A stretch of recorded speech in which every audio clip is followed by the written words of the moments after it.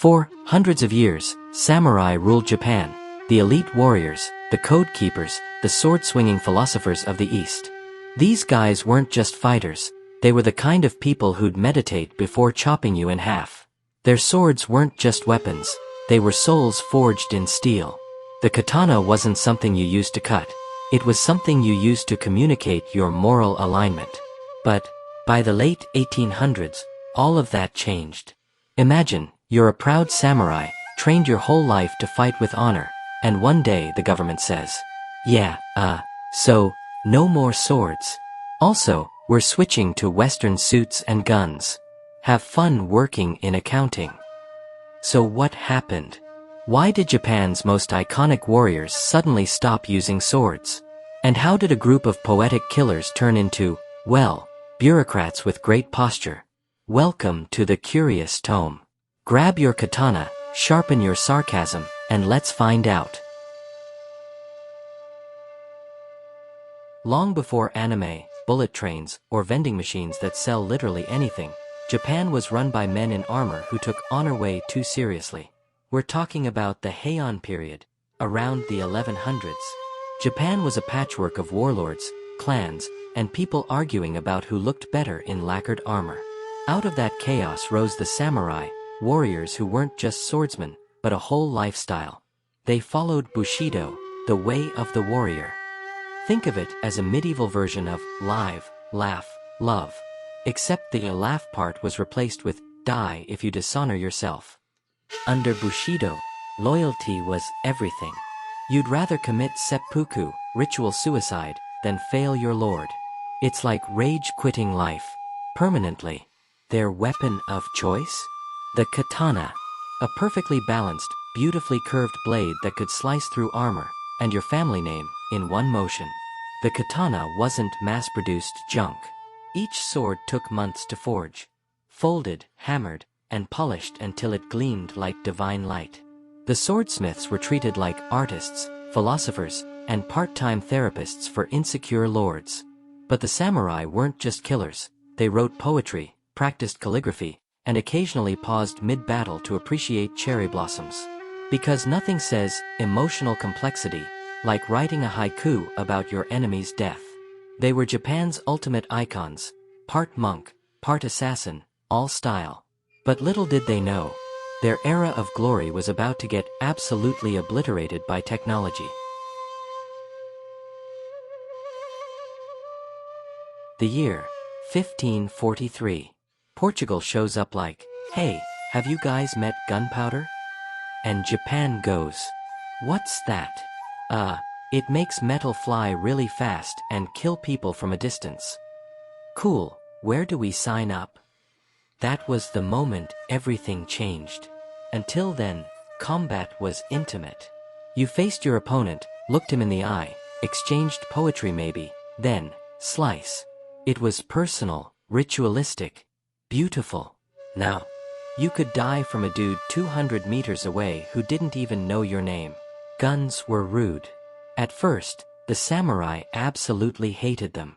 No honor, no artistry, no duel. Just bang, and you're dead. But warlords quickly realized, yeah, honor's great, but winning's better. So they started using guns too, especially under Oda Nobunaga, one of Japan's most ruthless and most stylishly unhinged warlords. He literally lined up 3,000 musketeers and mowed down a cavalry army that had been considered unstoppable. And the samurai? They adapted. Sort of. Some kept the sword, others took up rifles. It was like the awkward phase of military evolution, half medieval knight, half Call of Duty player. But then something weird happened. After centuries of war, Japan suddenly stopped fighting. Enter the Tokugawa shogunate in 1603. For over 250 years, Japan entered a golden age of peace. No more massive wars. No more invasions. Just peace, paperwork, and taxes. Which sounds great, unless your entire personality revolves around battle and honor. So what do you do with a few 100,000 highly trained, restless samurai when there's no one left to fight? You turn them into government employees. That's right, the samurai became Japan's civil service. They collected taxes, managed villages, and enforced law. Basically, the deadliest HR department in history.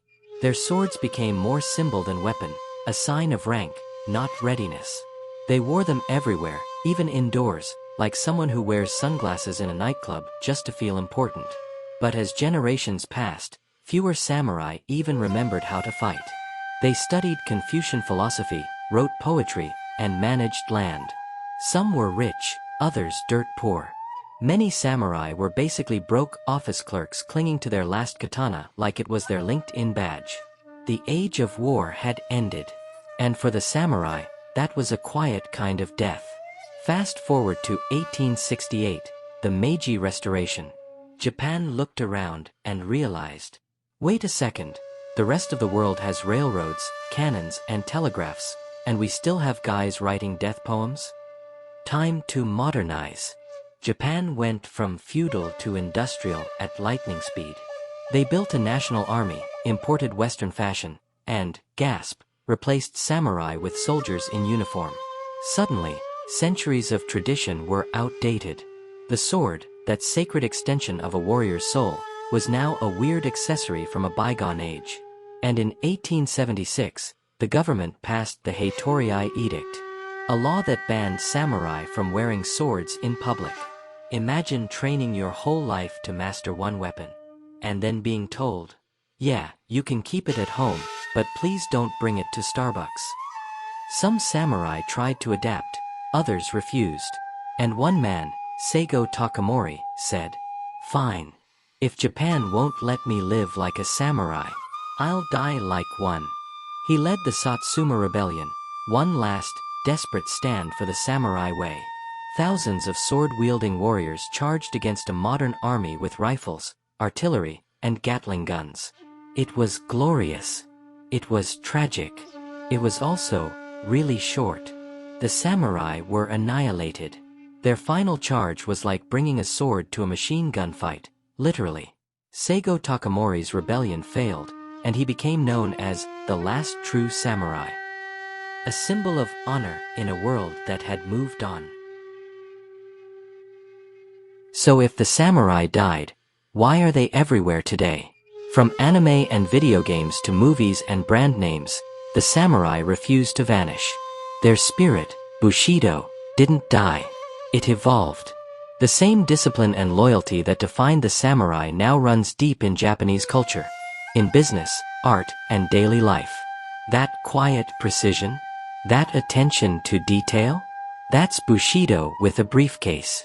And while the swords are mostly ceremonial now, Japan still has a few traditional swordsmiths keeping the craft alive, forging katanas by hand, layer by layer, like their ancestors did 800 years ago. Their work reminds people that the samurai weren't just fighters, they were a philosophy. And honestly, a pretty good branding strategy. Because when you think of Japan, you think sushi, tech, anime, and samurai. Even though the last real one died over a century ago. The blade may have dulled, but the legend? Still sharp. So the next time you picture a samurai standing under cherry blossoms, sword in hand, honor in heart, remember this. That sword hasn't seen a real battle in centuries. And somewhere in 19th century Japan, one samurai probably looked at a rifle and said, yeah, that's cheating. This has been the Curious Tome, where history finally gets interesting.